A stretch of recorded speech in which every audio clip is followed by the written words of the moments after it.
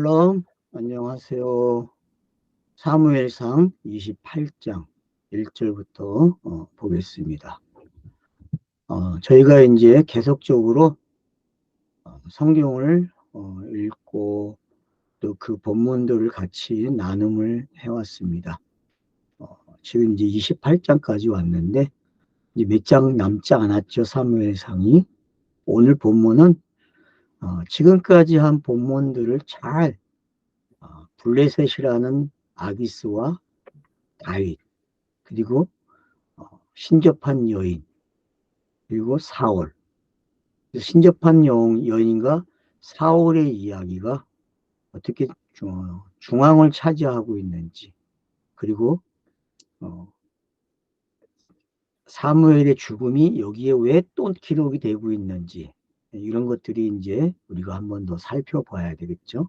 그래서 일단은 여러분들이 25장에 나오는 사무엘이 죽었다고 하는 게 어떤 거고, 여기서 다시 사무엘이 죽었다고 하는 게 어떤 건지, 성경은 연대기가 아니라는 사실을 다시 한번 확인시켜 주는 거죠. 그러니까 연대기 성경으로 성경을 읽게 되면은 이런 데서 헷갈리는 거죠. 성경은 우리에게 구원의 이야기를 해주려고 하는 거지 역사를 가르쳐 주려고 하는 게 아닌데, 역사를 만들어 가지고 역사 속에서 인물을 이해하고 그 인물이 주 내용이 돼버렸죠. 구원의 책이 그렇게 바뀌어버린 거죠. 성경은 구원의 이 서사를 담아드렸는데, 구원의 서사가 어떤 한 개인이나 또 왕의 이야기로 치부되고 한 나라의 역사로 치부된 것을 우리는 지금까지 보았습니다. 그러나 우리가 한 성경 공부는 그렇지 않죠. 우리가 한 성경 공부는 어떤 본문이든 간에 예수께서 그리스도가 되는 이야기다. 그래서 구원의 이야기다. 그렇게 말씀을 드려왔습니다. 27장에서도 이제 이야기는 간단합니다. 블레셋 땅에 들어간 다윗이 결국은 아기스 왕에게 시글락 땅을 요구하는, 가드에서 시글락으로 이전 오는 그런 내용이었죠. 그래서 결국은 다윗이 어떤 사람들을 쳐서 물건을 뺏어오고 또 무엇을 감추고 무엇을 했는지, 그런 내용들이 27장에 들어있었어요. 그러니까 그런 내용들이 과연 어떻게 예수 그리스도의 사역과 공생애와 짝을 찾을 수 있는지에 대한 저는 생각을 하고 문제를 줬죠. 여러분들에게 그것을 맞춰갖고 성경을 읽어보라고. 그거를 따라 하시는 분들도 계시고 그거를 못하고 계시는 분들도 있죠. 되게 어렵게 생각하시는 분들도 많죠. 근데 중요한 것은 성경을 계속 읽으라는 거죠. 만약에 우리가 사무엘서를 지금 하고 있으면은 사무엘서를 계속 읽어주면 돼요. 그게 되면요, 히브리어로 한번 읽어보세요. 또 히브리어로 소리내서. 그러면 히브리어들이 얼마나 반복되고 있는지를 알게 돼요. 우리 본문에서는 반복을 찾기가 되게 어려워요. 왜? 원칙을 지키지 않았기 때문에. 번역하는 사람들이. 그러나 히브리어로 여러분들이 성경을 읽게 되면은 히브리어가 상당히 반복되고 있다는 걸 알게 돼요. 새로운 단어가 그렇게 많지 않다는 걸 알게 되죠. 27장과 28장을 여러분들이 읽어보세요. 소리내서. 물론 제가 말하는 히브리어는 좌측에서 우측으로 가는 순서로 가지고 읽어보라는 거죠. 원문을 가지고. 지금은 읽어주는 책도 돌아다니고 있잖아요. 네이버에서 검색하면은. 충분히 히브리어 언어로도 여러분이 들을 수 있습니다. 만약에 못 구하면 저한테 전화해 주세요. 제가 보내드릴게요. 그러니까 여러분들이 중요한 것은 히브리어로 성경 읽기 하는 거하고 번역된 걸로 성경 읽기 하는 거는 또 달라요. 그래서 만약에 정말 공부를 하고 싶다면요, 이제는 히브리어로 한번 통독을 해보세요. 히브리어로 여러분이 계속 듣고 그렇게 하시다 보면은 히브리어가 얼마나 의미 같은 것들이 많은지, 단어는 다른데 의미 같은 게 되게 많거든요. 들리는 소리가. 그런 것도 여러분이 알게 되고, 또 반복되는 단어가 많기 때문에 히브리어를 되게 쉽게 하실 수 있다는 거죠. 사무엘에서만 여러분들이 띄워도요, 히브리어는 공부 다 할 수 있어요. 단어가 나오기 때문에. 그 정도로 히브리어는 하기가 쉽습니다. 헬라어도 쉽지만 헬라어는 암기만 잘하면 돼요. 히브리어는 암기 갖고는 안 돼요. 그냥 이해를 하시면 됩니다.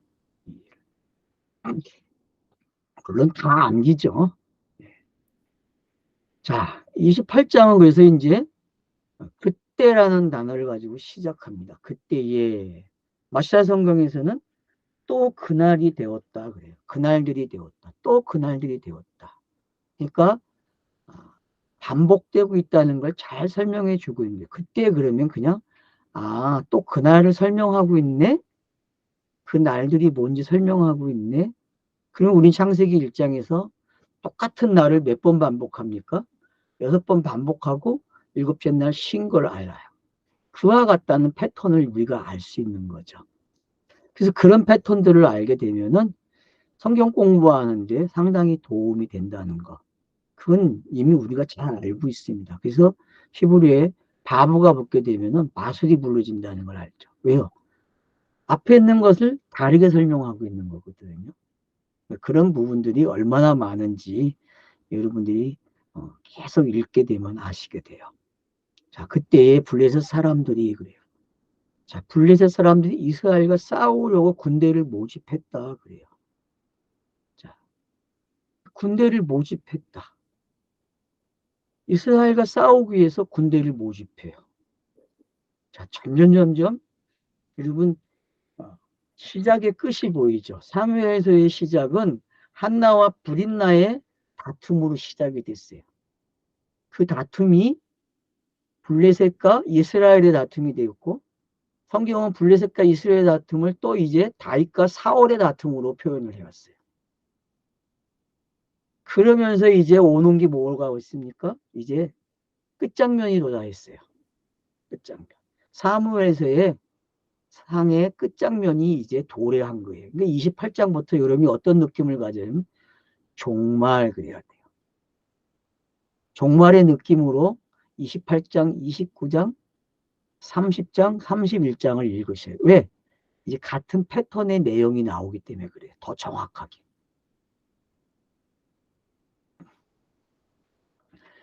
아기스가 다윗에게 이야기를 합니다. 너 밝히 알라. 뭘 밝히 알라고 하는지 여러분 뭘 밝히 알라가 이게 야다거든요. 밝히 알라 이 말이.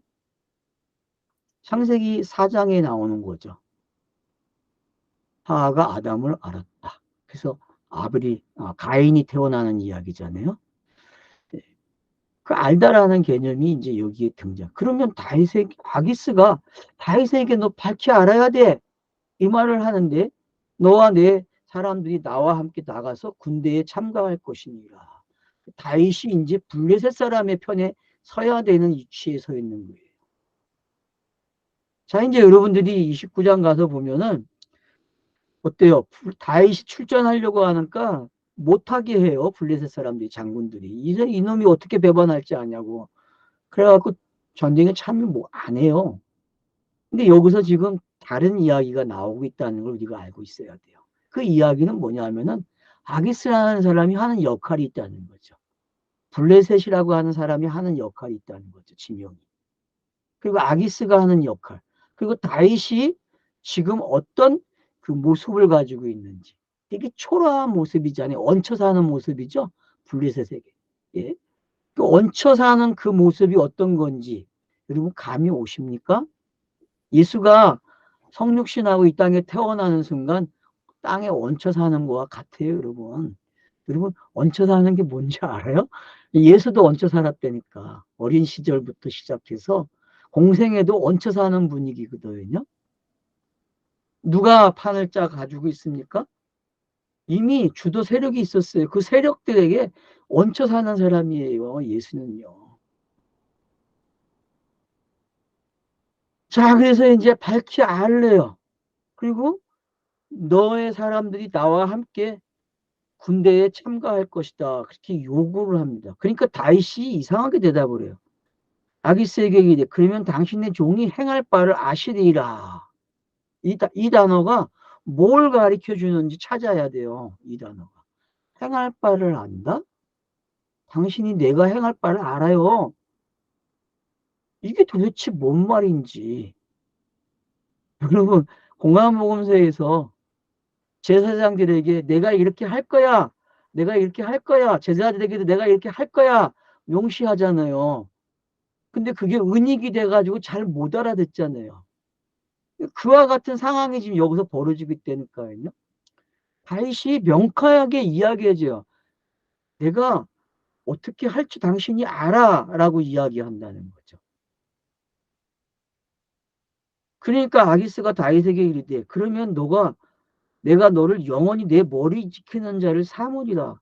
그러면 이게 지금 좀 이절이 이게 아구가 맞습니까? 왜 갑자기 또 머리 지키는 그 머리를 지킨다는 건 뭐예요? 그 일을 사울에겐 누가 했습니까, 여러분? 아브넬이 했죠? 대장님.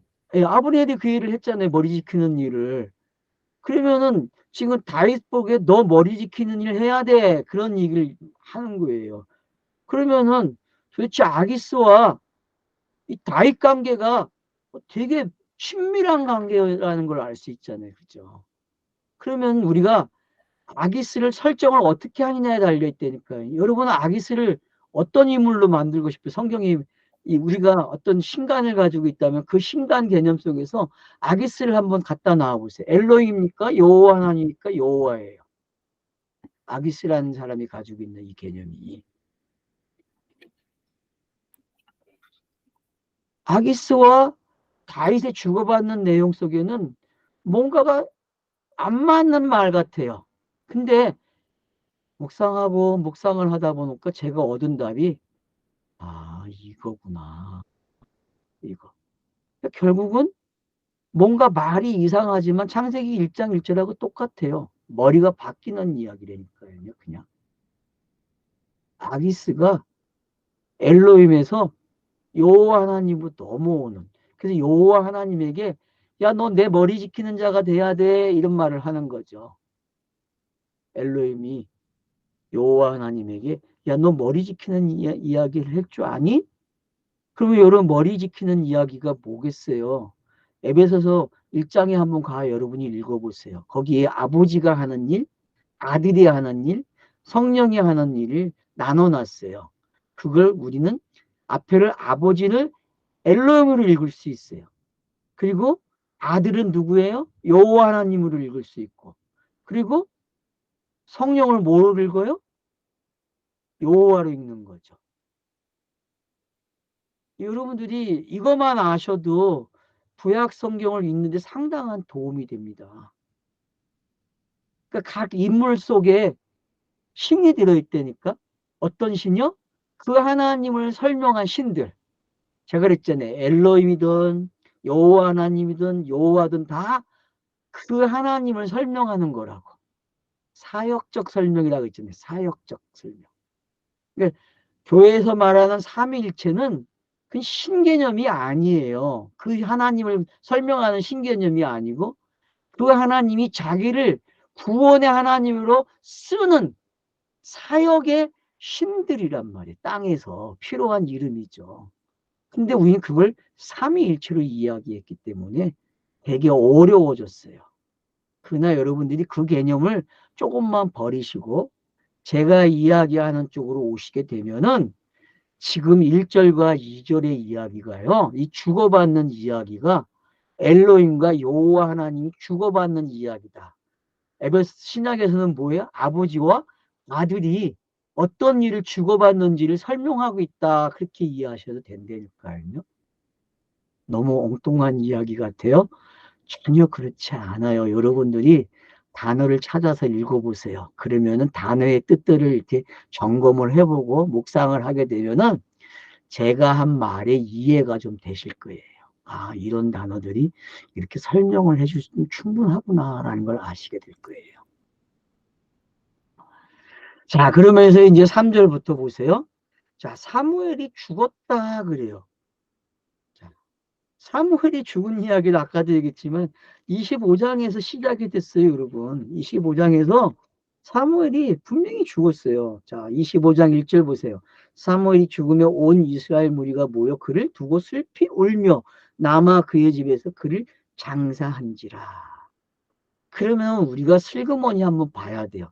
25장부터 27장의 내용이 28장에서 31장 내용과 같은 이야기가 섞여 있다라고 이해하시면 된다니까요.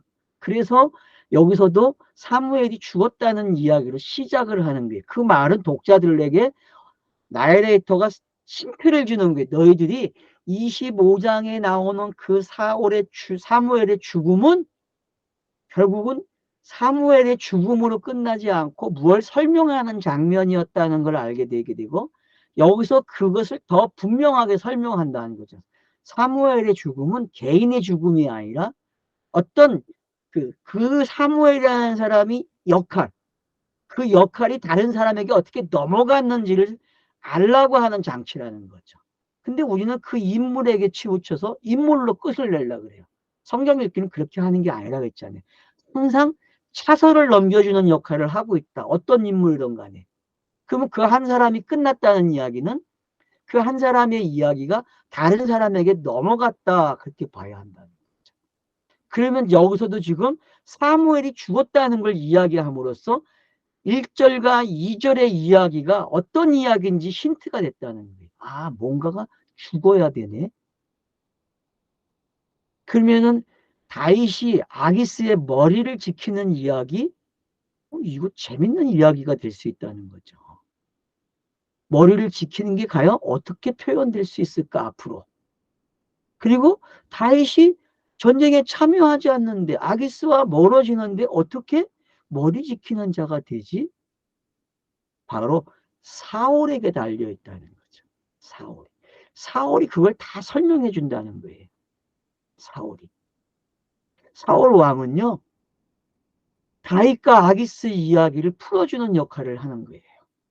이미 25장에서 27장까지 그 이야기를 풀어놨어요.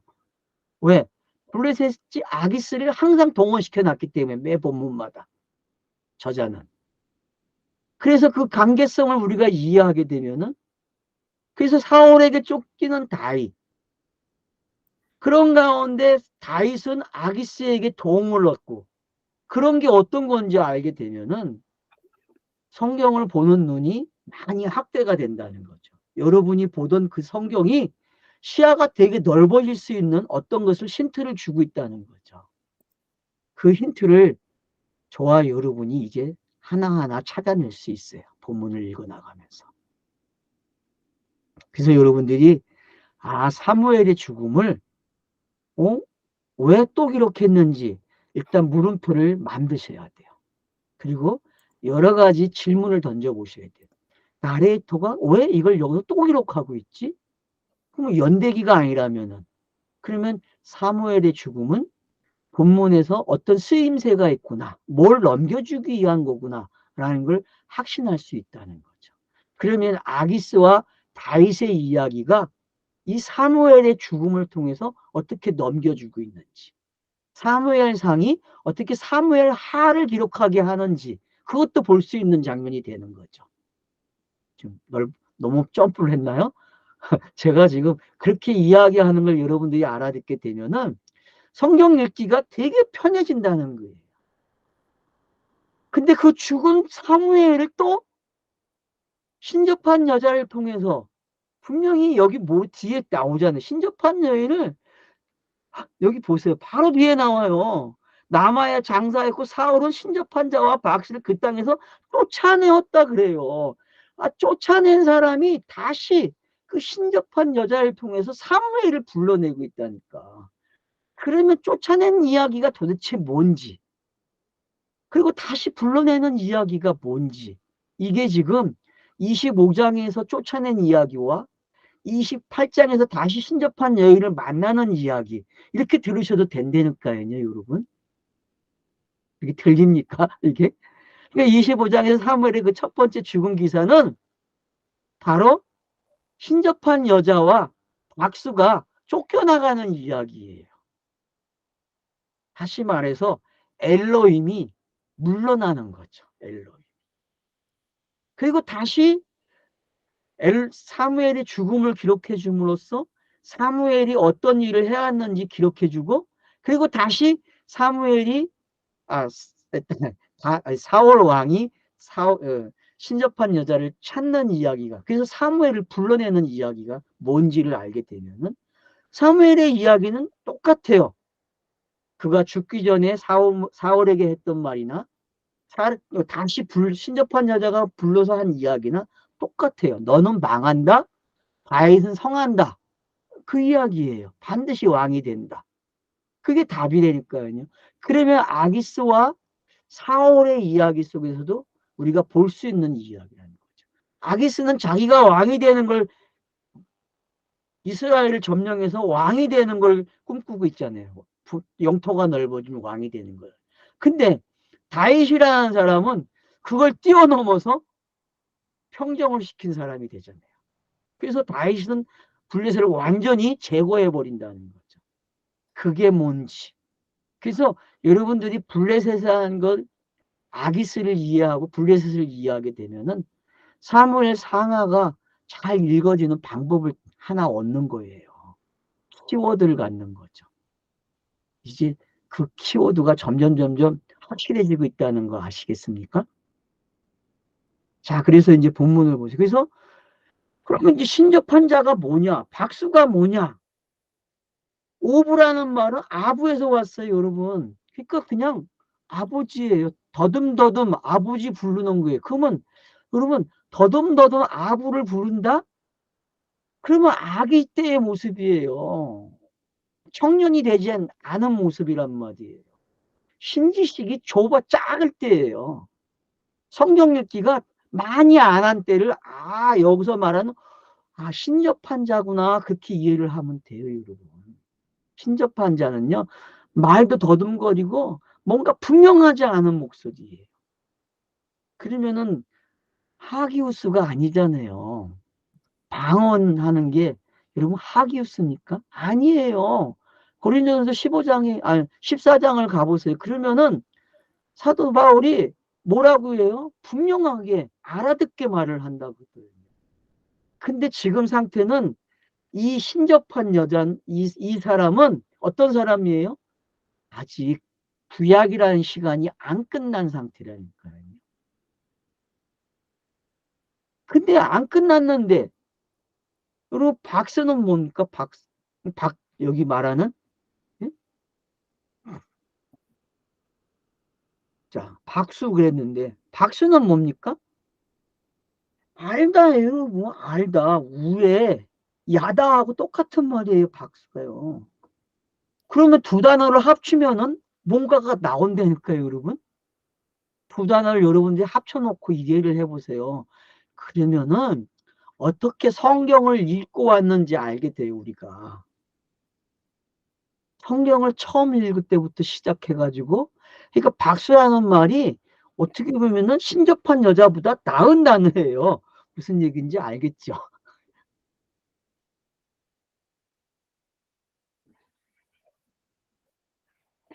그래서 저와 여러분이 이런 단어들을 이렇게 공부를 하게 되고 모아놓고 있다 보면요. 그러면 박수라는 말이 제일 처음 동원된 데가 어디입니까? 성경에서? 신접한 여자가 제일 먼저 나온 데가 어디예요? 그러면은 제가 좀 보니까 신접하다는 말을 직접적으로 쓰지 않았어요, 여러분. 다른 단어로 번역되어 있다는 걸 여러분이 알게 돼요. 성구사전을 가져가서 추적을 해보세요. 그러니까 우리가 이게 우리가 생각하는 어떤 샤머니즘의 어떤 그런 개념으로 신접함을 이해하면 안 돼요. 박수도 마찬가지고. 알겠죠? 이거 하나는 약속합시다. 우리가 기존에 알았던 어떤 교회가 가르쳐왔던 그런 신접함이나 박수로 이 성경을 이해하게 되면 성경 읽기가 안 돼요.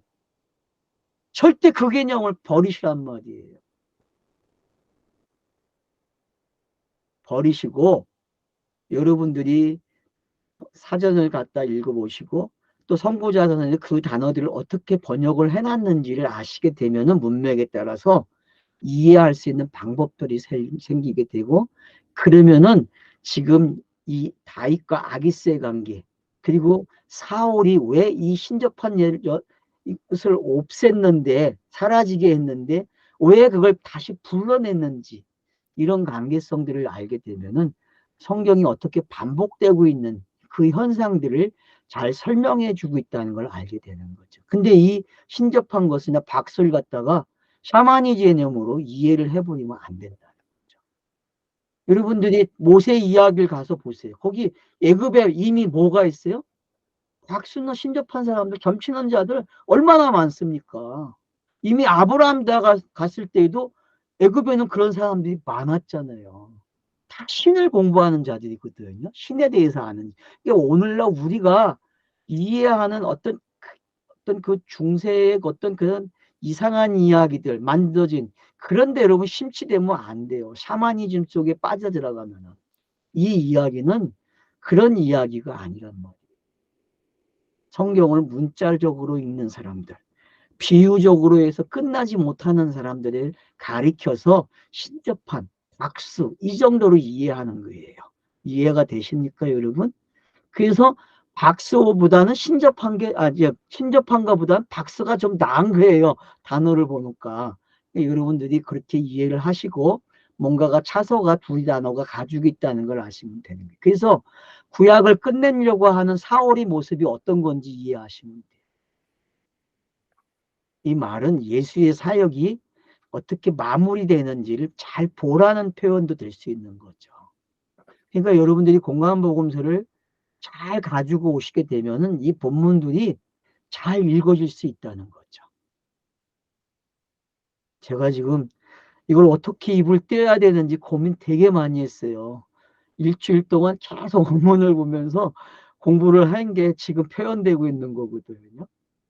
그러니까 여러분들도 한 번은 들어보시고 몇 번은 들으셔야 될 거예요. 지금 이 본문 강의가 쉬운 본문 강의는 아니에요. 왜냐하면은 제가 가졌던 그 신개념들이 지금 다시 한번 여기서 설명이 되고 있는 거거든요. 그래서 신개념을 여러분 바꾸지 않으면요 절대 안 됩니다. 성경에 표현된 신들은 사역적 신이지 어떤 그 하나님으로 표현되면 절대 안 됩니다. 그걸 여러분들이 아셔야 돼요. 그래서 표현된 신은요 사라져야 됩니다. 그 영으로만 남는 거예요. 그래서 영은 이 땅에서 아무것도 표현할 수 없어요. 비교되는 순간 그 신은 가짜가 되기 때문에.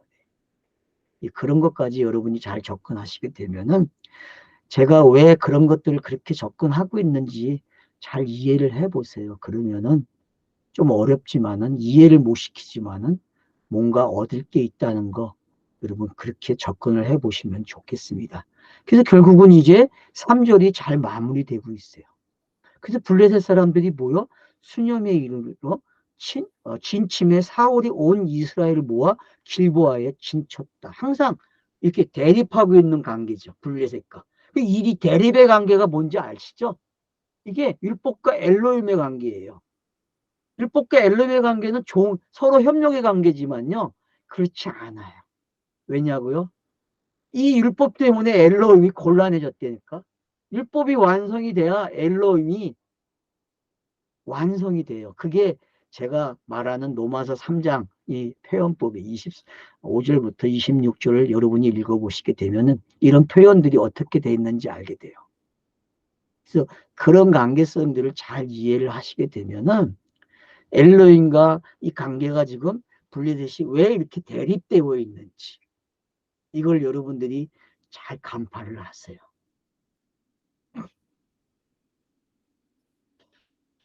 자, 사울이 블레셋 군대를 보고 블레셋 사람들이 군대를 보고 두려워 그 마음이 크게 떨렸다. 그래요. 맞죠. 전멸을 당하는데 진멸일 이야기잖아요. 그러니까 사울이 여호와께 물어요. 근데 문제는 꿈으로도 우림으로도 선지라도 대답을 안 했대요. 이게 지금까지 성경의 계시 방법이었죠. 성경이 문자로 기록된 차서 속에 이 방법이 들어있죠. 그죠? 여러분 꿈으로 만난 사람이 누구예요? 창세기에서. 요셉. 이게 요셉의 이야기죠. 그러면은 여기서 말하는 또 그 다음에 나오는 단어 보세요. 자, 우림은 뭡니까? 이건 제사장이 가지고 있는 거잖아요.